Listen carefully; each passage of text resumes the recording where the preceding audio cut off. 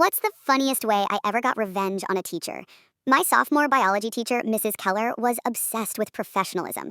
That sounds normal until you realize her version of professionalism meant absolutely no laughing, whispering, or even reacting in class. If someone smiled too much while talking to a friend, she'd stop teaching and stare at them until the room went dead silent. One time, a guy dropped his pencil and accidentally said, "My bad," and she gave him detention for disruptive commentary. Everybody hated her class, not because biology was hard, but because sitting in that room felt like being trapped inside a funeral home for an hour every day. I sat near the back with my best friend Mia, and Mrs. Keller especially hated us because we actually liked talking to people. She'd constantly separate us, accuse us of laughing when we weren't, and once she made me move desks because she claimed my facial expressions were distracting. I wish I was joking. The final straw happened during a group assignment. Mia leaned over and whispered one sentence, asking if I had a marker.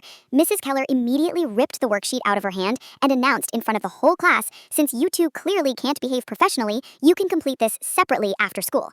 Mia started crying right there at her desk from embarrassment. So I decided if Mrs. Keller wanted a silent classroom that badly, I'd give her the quietest classroom of her life.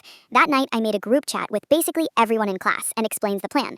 The next morning, every single student walked into class without saying a word. No greetings, no jokes, nothing. Mrs. Keller looked weirdly proud at first, like she finally broke us. Then class started. Anytime someone needed something, they communicated in the most dramatic way possible without speaking. One guy pulled out giant flashcards that said things like, "May I please borrow a pencil?" Another girl used sticky notes and slapped them onto people's desks every 30 seconds. Mia brought an entire desk bell and rang it any time she needed attention before silently holding up written questions. Someone else made a mini flipbook animation of a stick figure asking to use the bathroom. The room stayed completely silent except for paper shuffling, markers squeaking, and random bell dinging noises. Mrs. Keller's eyes started twitching halfway through class. She kept trying to continue the lesson, but every few minutes, somebody would slowly raise a sign with something ridiculous written on it, like, "I enjoy learning about mitosis," or "This classroom energy feels immaculate today."